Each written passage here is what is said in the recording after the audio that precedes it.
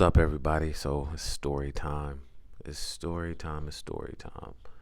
And today we're gonna talk about my first time going to jail. And I'm not glorifying this. And in fact, I'm really embarrassed.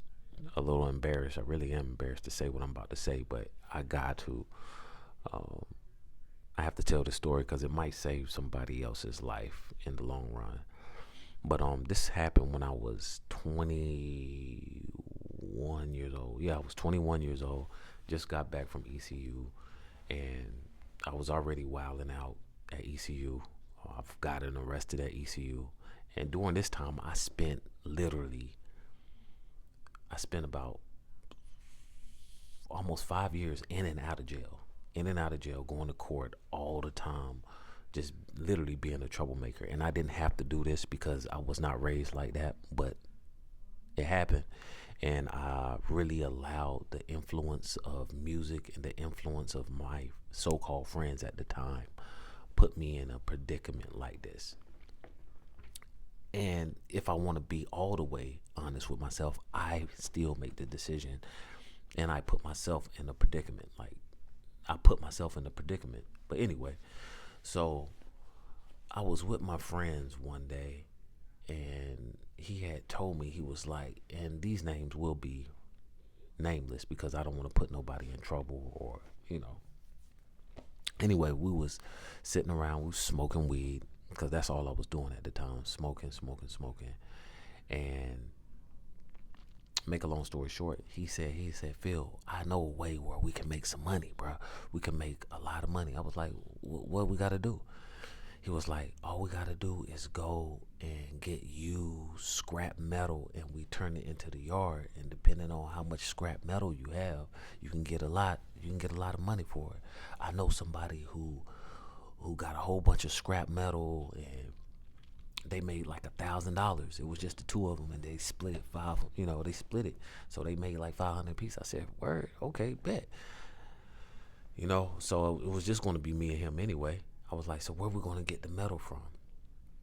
So at this point in time, he was like, "I know this place in Aberdeen, and you can get scrap metal. That's all they do. They have a dumpster full of scrap metal. You just gotta have gloves, and you just need a car so you can put the metal in." So I was like, "Bet." I already had a car. I went to Walmart. I got some gloves, and at this time, I didn't really know what I really wanted to do with my life. All I know I wanted to do was be a rapper. I just wanted to be a rapper, and I wasn't doing no research at the time, like how to become a rapper. My mind wasn't really going that far ahead. I wasn't thinking that far ahead. All I was doing was rapping every day, getting beats, and yeah, just rapping. I was engineering myself. I wasn't making my own beats at the time. I knew how to, but I wasn't making my own beats at the time. Anyway, so when he was talking about we could make $1,000, I could make $500 if we split the $1,000. I was like, all right, bet.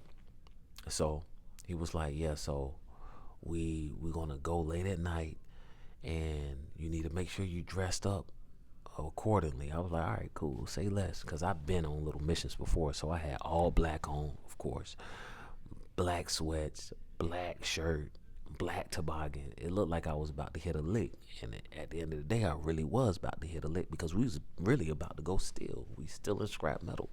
So we go to the company, and the thing is, I was scared. I ain't even gonna lie, I was scared, and I still went because my adrenaline was pumping.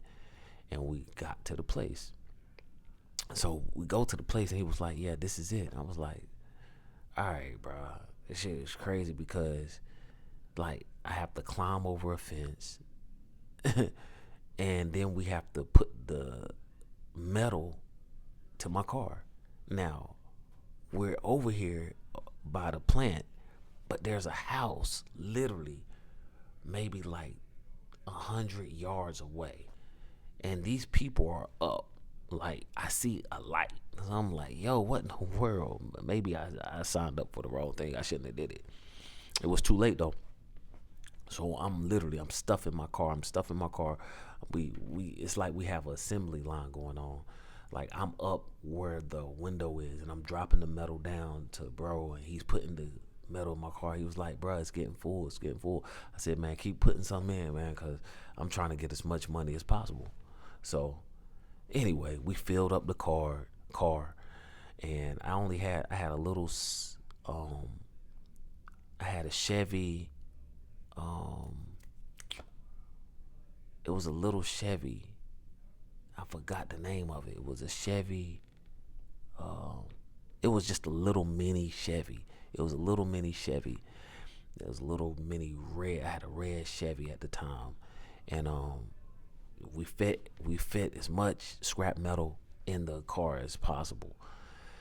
I cut myself because some of the metal was like, it was just sharp, and I had gloves on. I had heavy duty gloves on, and it went through the gloves. I'm already pissed off and everything, and so we go back to the house. I end up going home a little bit late. I end up smoking a blunt, going to bed.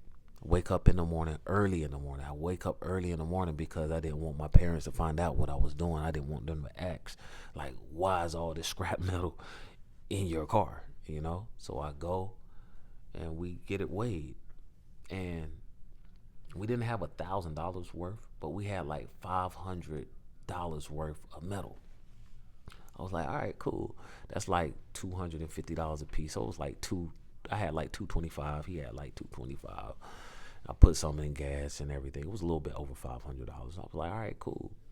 I was like, that was pretty straight for one day. For one day of work, I made $225. That's how I was looking at it. And I said, when we gonna do it again? So 3 days later, we literally went back to the yard. We did it again, and we kept going back and forth, back and forth. All of a sudden, the people who own the scrap metal yard, of course, they take pictures and all that other stuff, and they started catching on. And I don't know who told or whatever, or they just saw the metal, and they just knew it was from this other, I forgot what it was. Oh, it was from Copperfield. That was the name of the company, Copperfield in Southern Pines, or Aberdeen. Copperfield, y'all can look that up. It's like a metal company, scrap metal company. I don't know what they do, but anyway, that's where we was getting it from. And I'll never forget, I'm in school during this time now. So I'm coming home from school, and all of a sudden, in my rearview mirror, I see a police car. I see a police car. So I come all the way to the house, right? And I come in, and they was asking for me. They was like, "You Philip Owens?" I was like, "Yeah, I'm Philip Owens." They was like, "Well, we got a warrant for your arrest." I said, "Yeah, let me go in the house." So I like run to the house. I go in the house. I said, "Dad, the police is behind me. They looking for me." He was like, "Randolph, what you do?" I said, "I ain't do nothing. And I'm lying. So the police tried to come into the house, but my dad used to be an ex-police officer, so he knew this. He knows the right. So he was like, "You can't come into the house." He closed the door. He was like, "Randolph, I need you to stop lying. You need to let me know what you did." I was like, "Dad, I've been getting scrap metal from Copperfield, and I've been selling it at the scrap yard. He was like, "Randolph, you about to go to jail." I was like, "Dang." So my heart already started beating fast. He said, "Randolph, you about to go to jail." So he said, "You need to take them socks off." He said, "Go ahead and put some white socks on." He was like, "You got any white underwear?" I was like, "Yeah, I got some white underwear." He said, "Go ahead and put those white underwear on. You about to go to jail. I'm not about to bail you out. You've been getting in trouble. This is something that you're gonna have to deal with as a man. You got to face your consequences. All right, you got to be accountable for your actions." Make a long story short, I had to go with that police officer, so I went downtown, and I went downtown Rayford first, and then they questioned me and everything. And throughout the whole entire process, I'm nervous. I don't know what's going to happen. They asking me who was with me, and the code. We don't snitch on nobody, so I'm not giving nobody no names or anything. So I'm taking it by myself. I'm taking the charges by myself. And so now I'm in a holding cell. I'm waiting for detective from Aberdeen to come and get me, to transfer me to Carthage, because that's where everybody goes to. If you get in trouble, you go to Carthage, which is like 25 minutes away from Aberdeen, Southern Pines. It's like in the country. So the detective from Aberdeen come and get me, and we drive all the way to Carthage. Yeah, we go to Carthage. Now, during this time, he's asking me, hey, you want a soda? I was like, nah. You want a cigarette? He was like, nope. I was like, nah, I don't want none of that. I didn't know they was trying to lure me into like telling, I guess that's what they do. And so the street knowledge that I have, I'm like, I'm not telling on nobody. If anything happens, I'm taking the charge. And the crazy thing is, I remember this like it was yesterday. It's a lot of stories I've just kept suppressed. Like, I don't really talk about it unless I'm saying it in my music. But anyway, make a long story short, he was like, look, I already know that you've been stealing, and tell Mr. So-and-so that we got an eye on him. And I said, whatever. I was like, so I'm asking the detective now, am I going to get locked up? He was like, yeah, you're going to get locked up. I'm like, well, how long I got to spend in jail? He was like, until your next court date. It might be a month, maybe two. I was like, what in the world? Right then and there, my heart started pounding. Boom, boom, boom, boom, boom. I was like, all right, I just need as long as I can talk to my parents, I know I'll be able to get out. That did not happen. So I literally went to Carthage. I had to take off all my clothes. Basically, I had to strip naked. They gave me some white underwear. I already had white socks. They gave me a uniform. It was orange. And they gave me a tote. In that tote, I had a pillow. I had a pillow. I had one sheet. I had a plastic spork. I had toothpaste.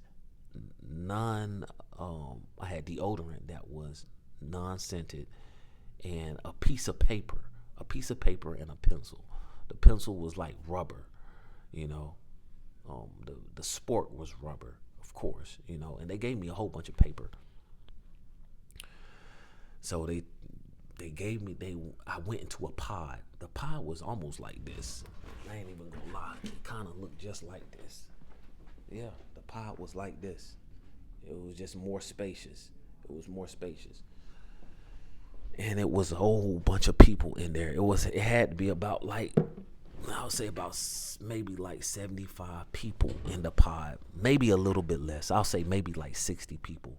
And everybody was to themselves. So when I went in there, it was like, I was scared because I didn't know. This was my first time going to jail. Literally, it was my first time going to jail, and it wasn't my last time, but it was my first time going to jail. I was so scared.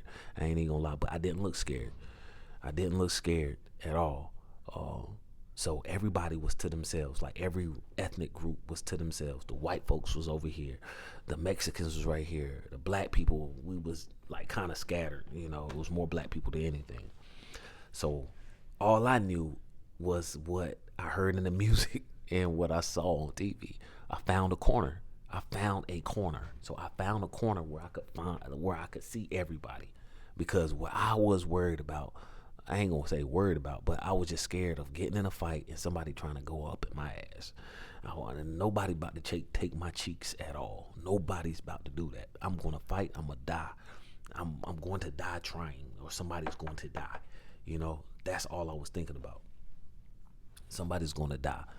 Anyway, make a long story short, I found a corner, and even when I got locked up, I knew somebody, and somebody knew me. It was like, yo, Phil, what you doing up here? I was like, bro, I got in trouble for stealing metal, bro. And everybody's they gonna ask you, like, you go to jail, what you in here for? They gonna ask you. And I was like, bro, I shouldn't even be in here, bro. Like, nigga, I was just doing dumb shit. Like, I was stealing scrap metal, bro. And all that was, it's a larceny charge. It wasn't. I'm in jail with people selling drugs. I'm in jail with people and in a dorm with people that's committed aggravated assault, domestic, armed robbery. I'm in the cell. I'm in a dorm, because it's not just a cell with all these different people. It didn't matter, man. I'm 21. I'm a grown man. I have to, suffer the consequences. So while I was there, like I literally just stayed up. I stayed up. I'm doing push-ups. I'm writing raps. I'm talking to a couple of people. When it was time to go to bed, I go to bed like kind of late. So I wake up early. A nigga wake me up. He was like, "Hey, bro, it's time for breakfast." I was like, "All right." So I woke up. Um, I was like, "Yeah, man." So I ate the breakfast. And the crazy thing, the breakfast was good. Out of all the meals, the breakfast was good. They had grits, eggs, a muffin. It was not a muffin, but a biscuit, a sausage, and yeah, grits, eggs, sausage, and a biscuit, bro. And I had an orange juice and a milk. So I didn't want my milk. I drank my orange juice, and nigga was like, "Hey, bro, you gonna do anything?" I said, "Bro, I don't want that milk. You can have that milk." He was like, "Nah, bro, don't never just give nobody your milk. You can trade it off with somebody." So that's when I learned the barter system in jail. I learned the barter system. I was just learning different little things while I was locked up. Um, it's an experience that I never really wanted to go back to, but the more I kept going, I started getting used to it. Make a long story short, I finally got a call. I finally got some phone time. My second day in jail. I spent a whole week in jail, guys. That's a long time. That's a long time. Y'all were like, a week, bro. That was a long. That week felt like a month, 2 months for me. So I finally got a call. I called my mom. I said, "Mama, y'all gonna bail me out or whatever like that?" He was like, "Well, your daddy want you to go ahead and sit in there for a whole month until your next court case." I was like, "Mama, I went to court, and then in between that time, even before I got my first phone call, I went to court." And when we went to court, man, that was so embarrassing. It felt like slavery. Everybody was shackled up. We were shackled up together. We went on a bus, and then when we went to court, we was all behind, like, it was this space in court where all the inmates had to sit down and wait until the judge got to talk to them, you know? So once they got to me, and the girl I was talking to at the time, her mama was in court and saw me and everything. She waved to me and everything. I'm cuffed like that and I'm doing like that. They was like, Philip Owens. I was like, yes. They was like larceny, something larceny. I don't know the exact larceny charge, but I would have to definitely look it up. Well, I don't even have to look it up. I got all my papers at the house, but it was like larceny, da da da da da. Your next court appearance will be February the 4th, something like that. I was like, dang, that's a whole month out. So anyway, I got my next court date. So when I got to talk to my mom after I finished going to court, she was like, "Your dad want to keep you in to your next court date." I said, "Mama, but that's a month away. Y'all gonna make me be in here for a whole month?" "Your dad trying to teach you a lesson, Philip." I was like, "Mama, but I have the money under my mattress." Like, I kept money. I kept the money. I didn't keep all of it, but I had some money from what we made from stealing the metal under my mattress. I was like, "Mama, I got $150. And I think that's all I have to pay for my to bail me out. It's just 15%, and it's $1,500 to get me out." I was like, "Mama, the money's under the mattress." She was like, "Well, I'll talk to your dad."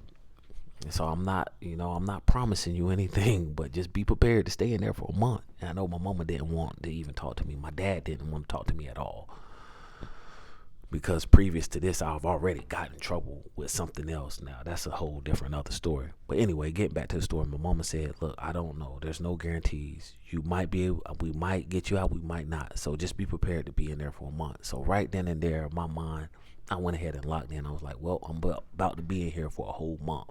So went ahead and got used to it. It started making friends, started getting on the workout, started writing and drawing, and the whole entire time, guys, I'm not taking no shower. I already had came to the conclusion I was not going to take a shower until I started really smelling. I'm doing push-ups, I'm drawing, I'm doing all that.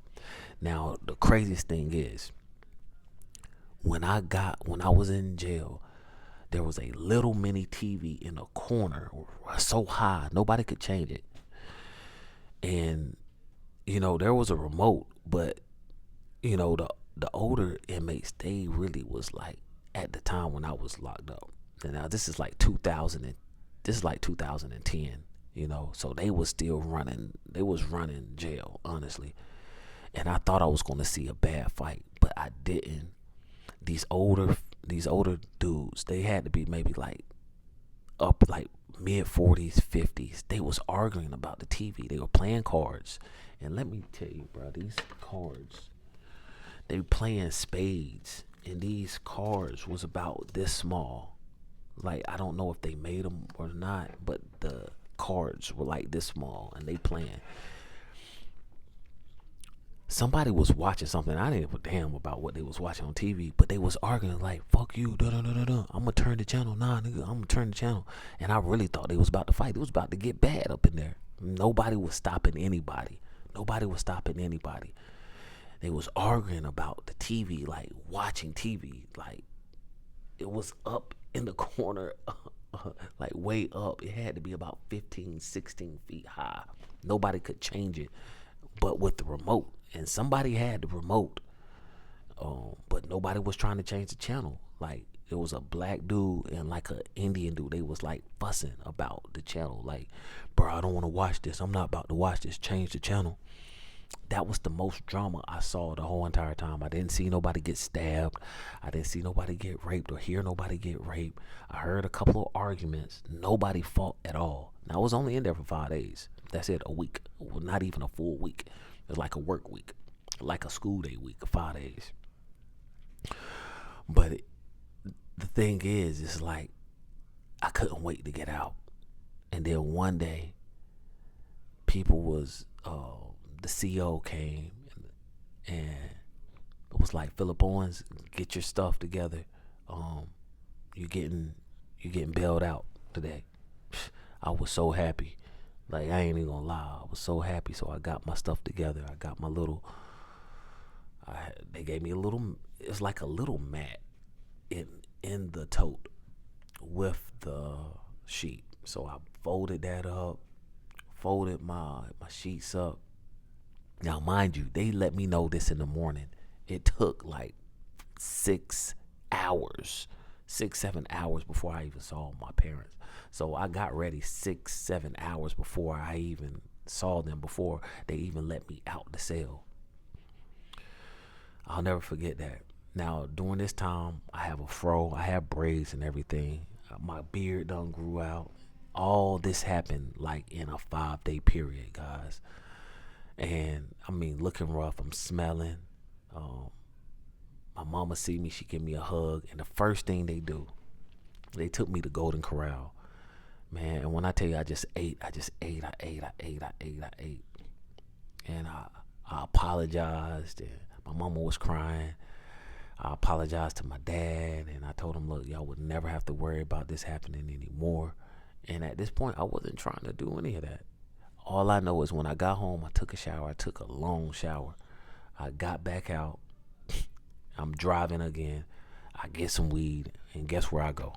Go right back to those friends that put me into jail. I mean, it's like I wasn't learning, right? So, yeah, my first time in jail, it was a crazy experience, yo. It was a crazy experience. It's an experience that I'll never forget, but I feel like it wasn't severe where, like, because I didn't learn, because I went back to jail like a month later, and that's going to be a different story. But yeah, my first time in jail was crazy. I never thought that I was going to spend 5 days in jail. But, one thing I will say to the youth, be very careful and selective of the friends you hang around, because if you don't, like, those decisions that you make will affect you for the rest of your life. All right? For the rest of your life. So until the next time, guys, you make sure you like, share, subscribe so you can stay notified. Make good decisions, all right? Because once you get grown, nobody can save you, all right?